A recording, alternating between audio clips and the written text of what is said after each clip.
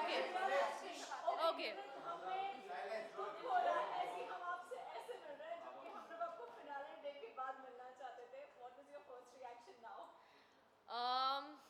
दिल से कहूँ, अगर पैन इंडिया वोटिंग होती और फिर ऐसा होता तो ज़्यादा दुख होता, पर अगर कुछ लोगों के ओपिनियन की वजह से ऐसा हुआ, जिनका ओपिनियन मैं जेन्युइनली रिस्पेक्ट करती हूँ, तो इट्स ओके, बिकॉज मुझे पता है कि हर किसी की किस्मत में सब कुछ नहीं लिखा होता, और I believe in destiny, and मुझे पता है कि जहाँ का दाना पानी जब तक लिखा है उतना ही रहता है.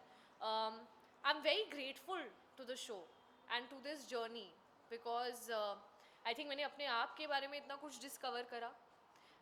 I feel a hell lot stronger. Something like LSD happened, which her actor के लिए एक सपना है. And I'm so grateful to Big Boss, to the channel, to Ekta ma'am, to everyone, because जब मैं ऐसे देखती हूँ तो मुझे लगता है कि it's been a good ride. I wish कि मैं एवी देख सकती, यू नो, टिश्यू बॉक्स लेकर, एंड अपनी पूरी जर्नी दे सकती, बट मैं घर जाके अपने रूम में खड़े होके वो ज़रूर देखूंगी. अपनी जो जितना सपोर्ट प्यार सबसे मिला है genuinely, it's been so, I feel so grateful. I really feel so grateful because I never thought I could do this, but I did it. I'm just very proud of myself. Okay so Nimrat ये जानना चाहेंगे, अगर आप eliminate नहीं होते तो कौन होता, आपकी जगह कौन होना चाहिए था? मेरी जगह कौन होना चाहिए? फर्स्ट ईयर में कोई नहीं होती किसी की भी किस्मत डिसाइड करने के लिए कौन जाना चाहिए था कौन नहीं. ये सवाल आपको बताना चाहिए, इस सवाल का जवाब कि कौन जाना चाहिए था कौन नहीं. नहीं, बट आपको क्या लगता है टॉप 5 में कौन डिजर्व करता है, कौन नहीं करता है वहाँ पर? मुझे ऐसा लगता है कि एक रियलिटी शो में रियल रहना बहुत ज़रूरी है, ऐसा मेरा नज़रिया था. मैंने कभी भी ये नहीं सोचा कि गेम गेम गेम कैलकुलेशंस नहीं. मैं रियल लाइफ में कैसी हूँ वो पहुँचना चाहिए, मैं रिश्तों में कैसी हूँ वो पहुँचना चाहिए. जो मेरी सैड सिचुएशन है या मैं गुस्से में हूँ, मैं जैसी भी हूँ, the good side, the bad side, the ugly, that should reach. So अगर वोटिंग के हिसाब से होता तो मुझे पता है कि टॉप 4 तक तो मैं डेफिनेटली थी, और अगर आप लोगों का प्यार और आप लोगों की दुआ साथ में रहती तो शायद उससे भी आगे. अभी आपने रिसेंटली कहा कि आप और ज़्यादा स्ट्रांग हो गई थी, तो आपने आपका ब्रेकडाउन भी हमने देखा है शो में, तो क्या उसको लेकर आप और ज़्यादा स्ट्रांग हो गई है, या आई थिंक जब तक आप अपने आप को किसी भी टफ सिचुएशन में नहीं डालते हो तब तक आपको रियलाइज़ ही नहीं होता कि आपके अंदर कितनी स्ट्रेंथ है. तो उस चीज़ का एहसास हुआ अंदर जाने के बाद, and I am sure life is going to throw a lot of obstacles at me again and again and again, and I will fall, but I always find the courage to get up, because now I have so many people loving me and supporting me, and I feel like जहाँ से मैं आती हूँ, एक middle class family से, वहाँ पर इतना जिगरा नहीं होता बोलने का कि यार मुझे सच में एक्टर बनना है या मुझे बॉम्बे जाना है, पढ़ाई पे फोकस करो, पढ़ाई भी कर ली. उसके बाद कन्विंस करना पड़ा कि this my dream, I really want to do it, and I am very grateful to my parents यार, बिकॉज जितना उन्होंने मेरे सपनों को सपोर्ट करा है, I am so grateful to them. So every time I fall, I now have so many people who I can inspire. So I'm going to take that positive energy and get up again. Fall and get up again.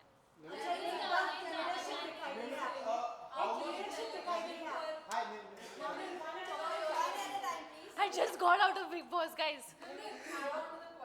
Yeah. आपने national television पर एक mental health को लेकर बात की, anxiety के बारे में ओपनली कहा, जो लोग नहीं कह पाते हैं. सो क्या वो बोलने के लिए आपने बहुत बारी सोचा, क्या था वो करेज आपके, मतलब what do you have to say to the fans वो उस बारे में? सबसे पहले तो नेशनल टेलीविजन पे मैंने सब कुछ कर लिया ब्रो. तो इट्स नो डिफरेंट. जब चीज़ें हुई या जब मेरा डायग्नोसिस भी हुआ, जब भी उतार चढ़ाव रहे, whether it was conversations, interviews, I have always been vocal about it, I haven't shied away from it.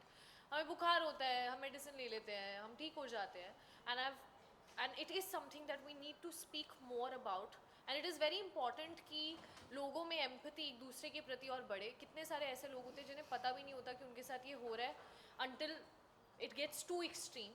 And no, there was never a hesitation.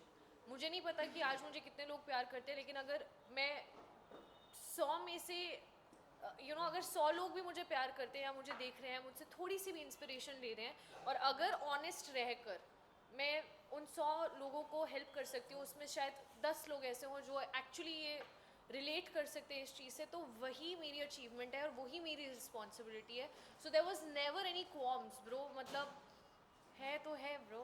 Nimrit, ये जानना चाहेंगे कि जब आप बिग बॉस में थी, पेरेंट्स वीक हुआ था, आपके पापा की बहन तो पापा का क्वेश्चन मैन. जैसे कि अभी आपने कहा हाँ. कि आपकी पेरेंट्स की वजह से हाँ. आप बार-बार गिरोगे, उठोगे, सो वही ऐड ऑन. या सो उसी के लिए ये जानना चाहेंगे कि उस वक्त आप क्या सोच रही थी, काफ़ी आप इमोशनल हो गई थी, रो रही थी, उस वजह से काफ़ी ट्रोलिंग का भी बाहर इतनी ट्रोलिंग करी क्या सबने, क्यों यार? तो मतलब उसके बारे में क्या आप सफाई देना चाहेंगे? सफाई क्यों दूँ सफाई? Okay, I just jokes apart. Tell me honestly guys, क्या आप लोग अपने मॉम या डैड के साथ ऐसी कॉन्वर्सेशंस नहीं करते हो? I really want to know this. I think we all have had these conversations. हर फैमिली मेम्बर के आप, मतलब मुझे ऐसा लगता है कि पेरेंट्स और बच्चे का एक जो रिश्ता है वो सबसे प्योरेस्ट है. मतलब स्पाउसेस के अंदर भी उतना प्योरिटी नहीं रहता है जितना एक बच्चे और एक पेरेंट्स के बीच का एक वो रिश्ता होता है. मेरे डैड अपने पर्सपेक्टिव से बिल्कुल सही थे, क्योंकि उन्हें पता था कि इतना ही टाइम है और मेरे को 10 पॉइंट्स हैं जो मुझे इसको बताना है, क्योंकि हर पेरेंट को अपने बच्चे में सही पोटेंशियल नज़र आता है. They know their child's true potential and they want the child to flourish, which is right. But I can also not deny the fact that my dad is a Fauji dad. He is very strict. And he was like सबकी moms वगैरह आ रही थी, हमें मेरा बच्चा इतना प्यारा, सब बहुत अच्छा कर रहे हो, बहुत अच्छा कर रहे हो. तो मेरे डैड ने बोला कि शाबाश, you doing very well, I am very proud of you. और उसके बाद उन्होंने जो एडवाइस मुझे देना शुरू करा, उन्होंने एक बार नहीं उसको 10 बार रिपीट किया. एंड यहाँ मैं अपने मन में 100 दिन से इतना सब कुछ अपने दिल में लेकर चल रही थी कि आई वाज लाइक, डैड मेरी तो सुनो, मतलब आप ऐसे क्यों कर रहे हो? आप समझ नहीं रहे हो. मतलब मैं आपकी बात समझ रही हूँ. आपने एक बार बोला आई अंडरस्टूड, 2 बार बोला I understood. You don't need to tell me this 10 times. अभी listen to me. I am feeling so exhausted and I'm sick and tired of people just questioning my identity, my potential, making fun of certain things. And I was just like, Dad, listen to me too. And I think मुझे पूरा हक है अपने पापा से ऐसे बात करने का, क्योंकि मैं किसी से भी ऐसे नहीं बात कर सकती सिवाय अपने डैड के या सिवाय मॉम के. एंड वो उनका और मेरा रिश्ता है, उनको पूरा हक है जिस तरह से वो मुझसे बात करना चाहें, क्योंकि that is the purity of that relationship.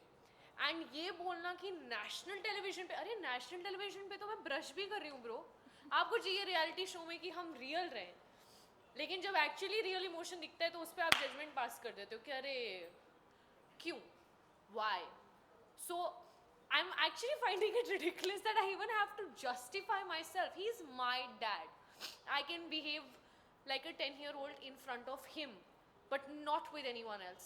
I cannot go in front of a random stranger and be like, no. But I can tell my heart to my father, and I can expect him to understand my plight.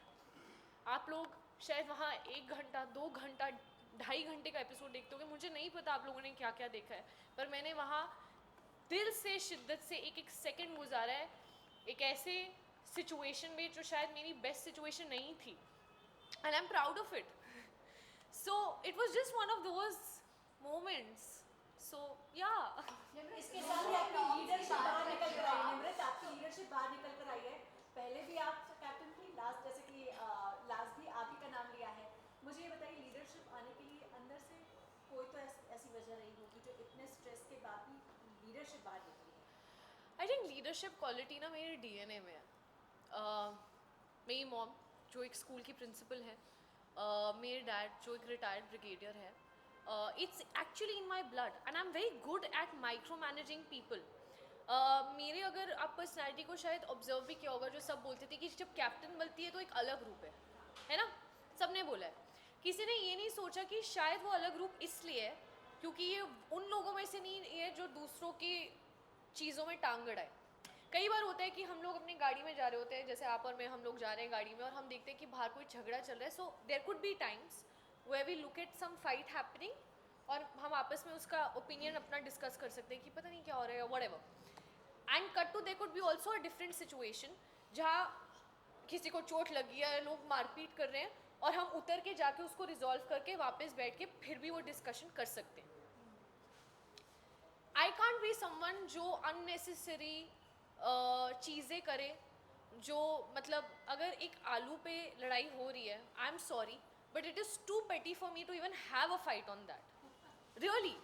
And I can't fake it कि ओ अच्छा अभी 150 camera है, relevant रहना है, हाँ मुझे भी ऐसा, no I am not that person. But my way of looking at life is always trying to find a solution. So every time there is something happening, and जब मुझे एक कैप्टन हूँ तो अभी किसी को पसंद हो या नहीं पसंद हो, लोगों को सुनना तो पड़ेगा। तो जब भी कोई फाइट होती थी, आप अगर ऑब्जर्व करके देखो, मुझे ऐसा लगता है कि आई have always come up with a solution. अपना ईगो कभी नहीं रखा, लोगों की ईगो को सेटिस्फाई किए, प्यार से जो चीज़ सभ्य तरीके से हो सकती है उसमें मुझे गाली गलौज करने की, किसी की फैमिली पे जाने की, और मुद्दे से सब भूल जाते कि वो लड़ाई शायद एक आलू पर है। सब आ जाते हैं कि तुम ऐसी हो, नहीं तुम ऐसे हो, और 2 घंटे तक झगड़ा चल रहा है, सबकी बैंड बजा दी एक दूसरे की, और भूल ही गए कि लड़ाई किस चीज़ पे है, जिसका लिटरली 5 मिनट में एक सोल्यूशन निकल सकता है।